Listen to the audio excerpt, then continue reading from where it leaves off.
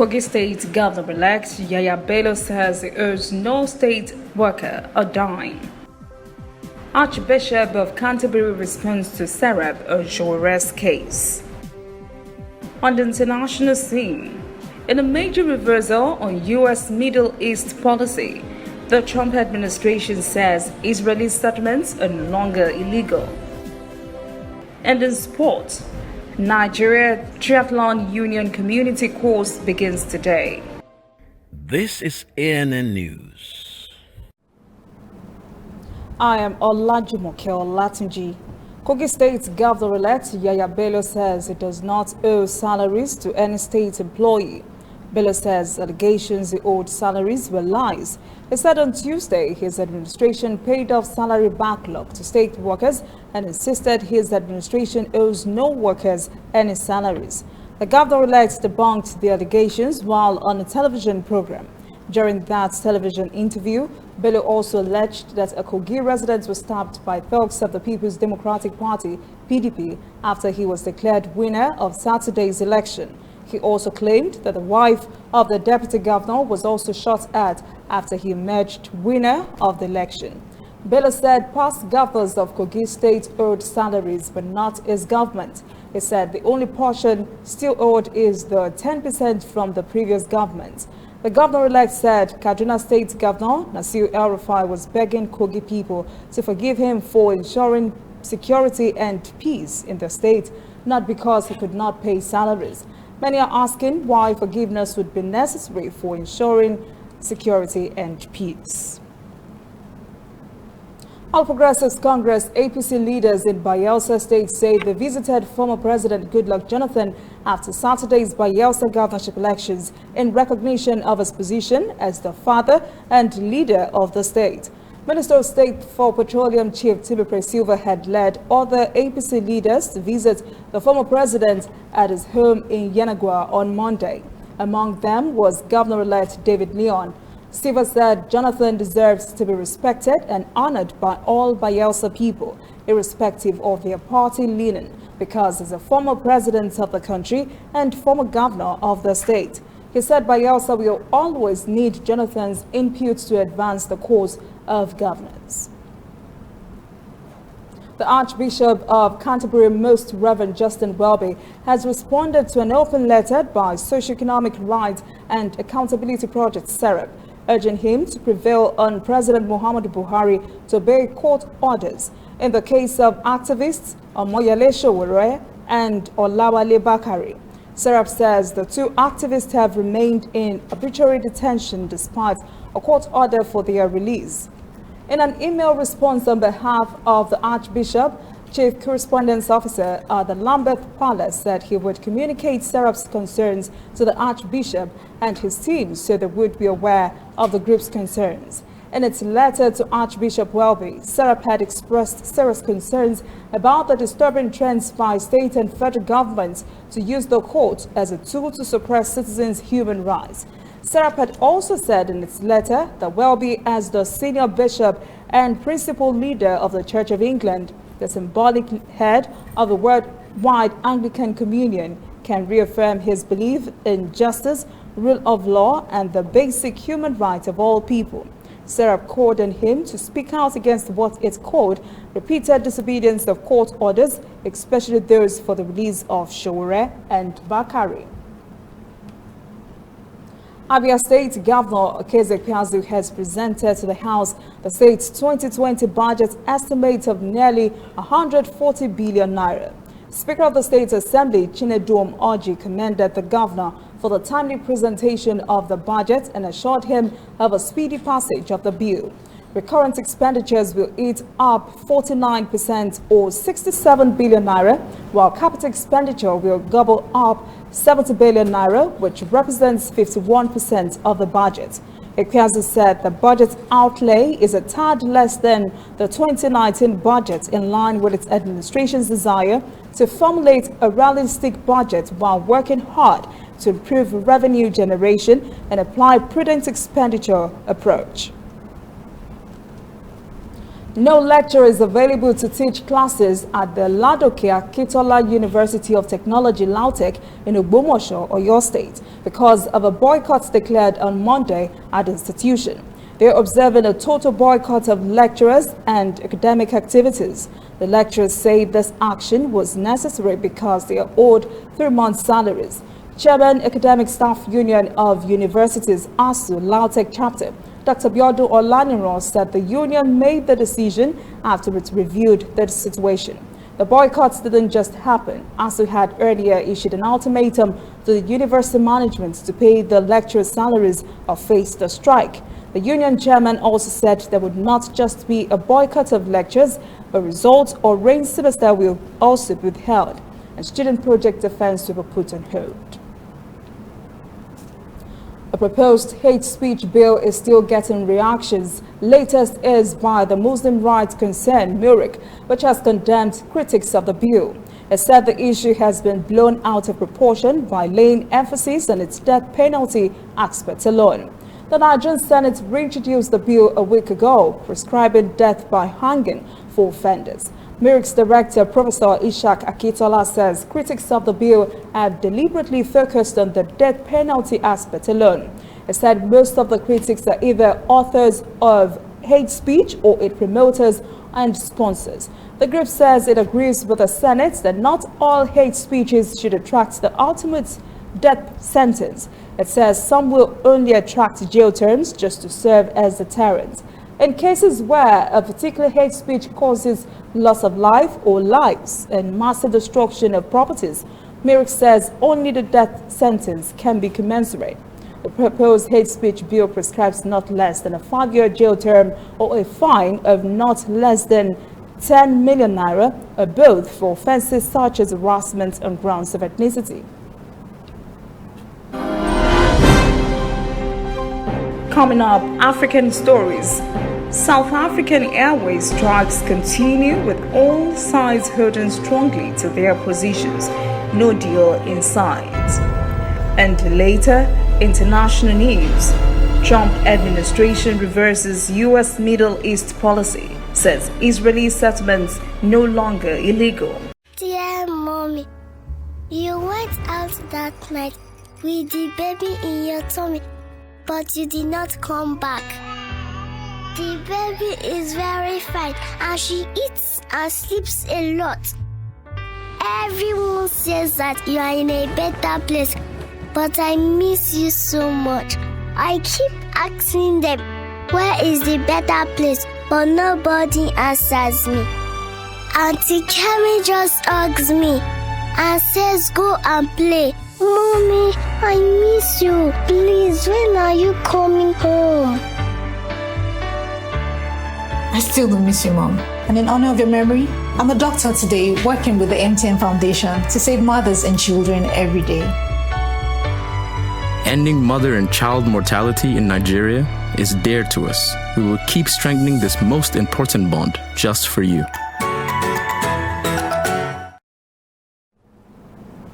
Welcome back. This is ANN News. Now to African stories. South African Airways strikes are continuing without a deal. Workers affiliated to the South African Cabin Crew Association and the National Union of Metal Workers of South Africa have said on Monday they remain resolute in their demands for an 8% salary increase and insourcing of workers at the national airline. The question now is, who will buckle first to return to the negotiating table, South African Airways or the unions? Angela Coppola reports from Johannesburg. Of immediate concern is the maintenance and repair of the SAA fleet. This just weeks after 3 local airlines voluntarily grounded their fleets due to administration issues at SAA Technical. We're warning passengers not to fly SAA while the strike is continuing. If they do so, they're literally putting their lives at risk. Those who are responsible for the safety of the plane, this includes safety officers in the form of cabin crew, as well as technicians who are our members at SAAT as well as at SALCA, are on strike. Strikers include most, if not all, the senior qualified and experienced personnel at SAA Technical. I'm a technician. If I do not sign off the aircraft with the proper qualifications, that aircraft must not fly. Where is SAA getting the authorities to release aircrafts when we are here? Which, according to NUMSA, begs the question about what the Civil Aviation Authority of South Africa is doing about aircraft maintenance sign-offs. SAA right now is depending on learners who have had very little flight experience. They cannot operate unsupervised. They're depending on them to do the work, the critical work of either safety officers or of repairing and maintaining the flights. This is absolutely unacceptable. The unions are adamant that they're going to take this strike and make it a national aviation strike, which could see the country plunged into chaos. A 2016-2017 HIV impact survey in Tanzania showed more than half of men diagnosed with HIV said they were unaware of their HIV status. As a response, the government launched a test and treat campaign in June last year with a focus on reaching HIV-positive men. It also developed the 2018-2020 male catch-up plan. Now, the Tanzania government has legalized the sale of HIV self-testing kits. Reporter Daniel Kijo has the story. Tanzania says it's taking the war against HIV to the next level. It has now made it legal for anyone over the age of 15 to test themselves for the virus. Medical experts say the move will help the country to meet the 90-90-90 goals, which focus on ending the AIDS pandemic by 2020. This will increase the penetration in the number of people who avail themselves for testing for the HIV virus. Tanzania's health ministry reports show that new infections on teens aged 15 to 19 are high, with 65,000 new infections yearly, 80% being girls. Tanzania has 1.4 million people living with HIV, but only 62% of the population know their status. Now the government hopes that with this new testing method, that number could increase up to 90%. Before the bill, testing was only done in labs using rapid tests and enzyme-linked immunoabsorbent assay. The new tests have not been made available yet, but doctors say users have to take into account that the virus also has an incubation period. So even with a self-test, it's important to test again after 3 months. With certain tests, you might have contacted the disease 5 days ago, and the fact that your result is negative does not necessarily mean that you are HIV negative. The government says that self-testing should be voluntary. It will also require the person assisting one to undertake HIV self-testing to maintain confidentiality. Views on the issue are mixed. This is a good thing. It will help us know our status. There are some who would like this method, but some won't. It's scary. Some might not be mentally ready. Young people currently account for 40% of new infections. It's hoped that the nation can use this testing method to save the lives of its youth, who account for 60% of its population. More than 44,000 Ethiopians participated in the country's annual Great Ethiopian Run on Sunday. The event is Africa's biggest 10-kilometer street race. Reporter Girum Chale attended the race, didn't run, but followed this report. This is the Great Ethiopian Run, packed every year with several categories of runs, from elite athletes to charity and other events. This year, like other years, the main event of both male and female professional athletes was glorious, the competition intense. Then, on the men race, Barihu Arga finished the 10 kilometers first in 28 minutes 22 seconds 18, and it was Yalamzaf Yohalo who was victorious at a time of 31 minutes 54.25 seconds in the female category. I had goals of finishing this race in the third place, not first. All the athletes here were strong competitors. In the end, I have given it all that I have and I have finished first. I am happy. Last year, I stood fifth. This year, however, after a tough year-long work, I have managed to stand first. I am excited.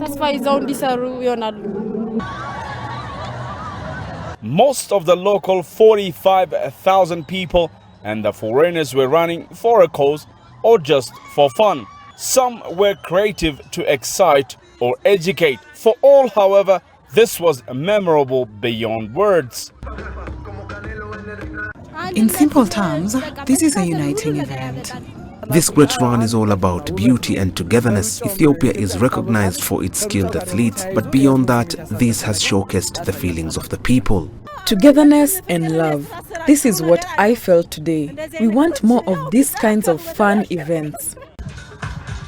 The organizers say the Great Run is more than an event, a race or fun.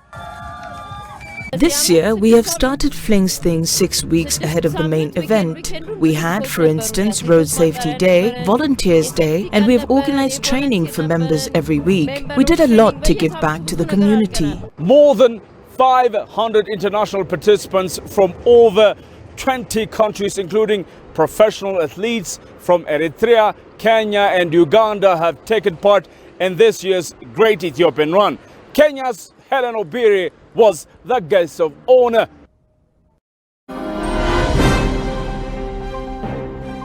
When we return, international news. Trump administration reverses U.S. Middle East policy, says Israeli settlements no longer illegal. And later, sports. Nigeria Triathlon Union community course begins today. Welcome back. This is CNN News. Now to international stories. President Donald Trump says the U.S. will no longer consider Israeli settlements to be legal under international law. This move formalizes Trump's administration's treatment of the West Bank and shifts decades of U.S. policy. U.S. Secretary of State Mike Pompeo says Israelis and Palestinians should negotiate the status of the West Bank. This means President Donald Trump will no longer abide by a 1978 State Department legal opinion that the settlements were inconsistent with international law. Settlements are communities established by Israel on land it occupied in the 1967 Middle East War. They have long been a source of dispute among Israel, Palestinians, and the international community. A spokesman for Palestinian President Mahmoud Abbas says the U.S. move is in total contradiction with international law. Abbas says Washington is not qualified or authorized to cancel the resolutions of international law and has no right to grant legality to any Israeli settlement. Meanwhile, Israeli Prime Minister Benjamin Netanyahu says the U.S. announcement rights a historical wrong. 4 witnesses are testifying before the U.S. House Intelligence Committee today, Tuesday, and what is the third day of public impeachment hearings. Jennifer Williams, an aide to Vice President Mike Pence, and Lieutenant Colonel Alexander Windman, a U.S. Army officer who works on the National Security Council, are testifying today.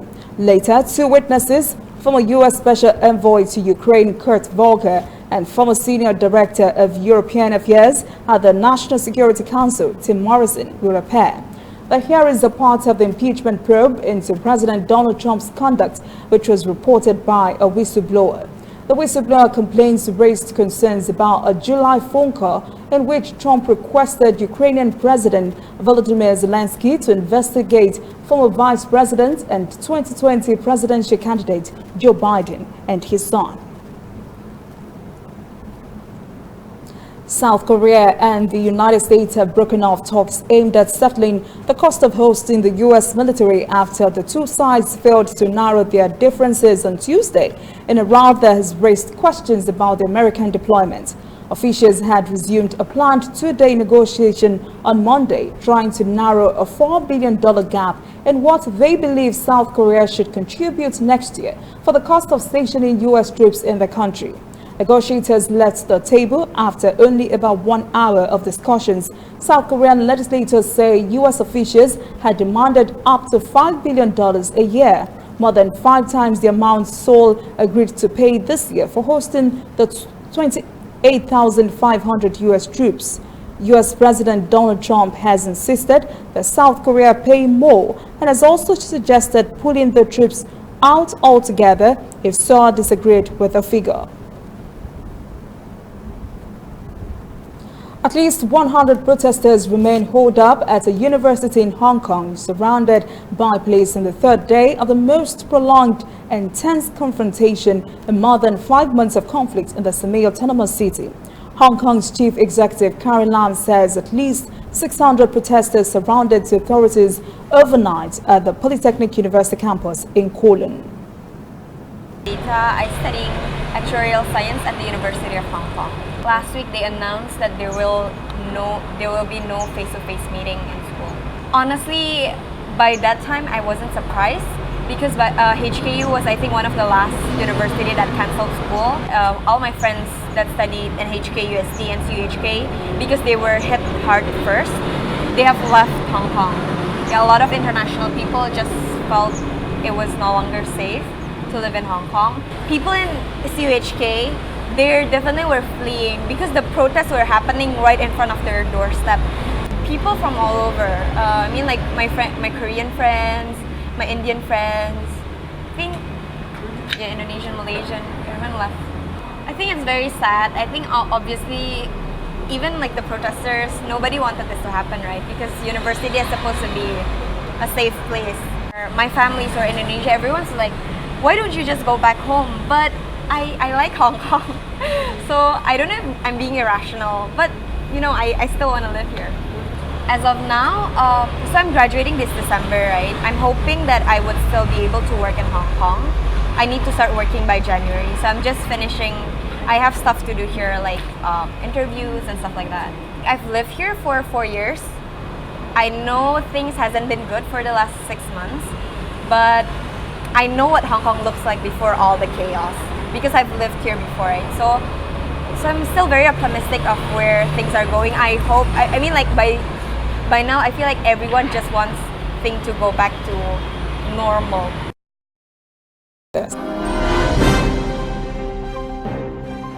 When we return, international news. Trump administration reverses U.S. Middle East policy, says Israeli settlements no longer illegal. And later, sports. Nigeria Triathlon Union Community Course begins today. Welcome back. This is CNN News and Sport. All is set for the Nigeria Triathlon Union Community Course, which starts today for 25 participants at the National Stadium in Lagos. The course is designed for game masters, mistresses and other stakeholders in the sport. Athletes for the community course are drawn from schools in Surulere section of Lagos that will take part in demonstration exercise during the course.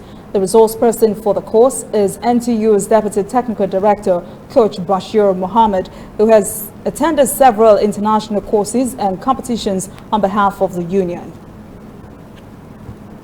The 2019 Nigeria Table Tennis Open champion and Best African Performer, Aruna Quadri, will not be part of the end-of-the-year ITTF World Tour Grand Finals set for December in China. The qualification criteria require top 16 singles players and 8 pairs in the doubles and mixed doubles to make it to the 2019 World Grand Finals. Quadri featured in 8 events across the globe to amass 120 points. The Bulgarian Open was his best outing, making it to the semi-final. The 2019 Nigeria Open champion failed to make the court after finishing 29th among the top 30 listed for qualification. That is CNN News this evening. Thank you for joining us. For details on these and other breaking stories, visit our website, annafrica.news. Conversation continues on our social media platforms, Twitter, Instagram, and Facebook at ANN Africa TV.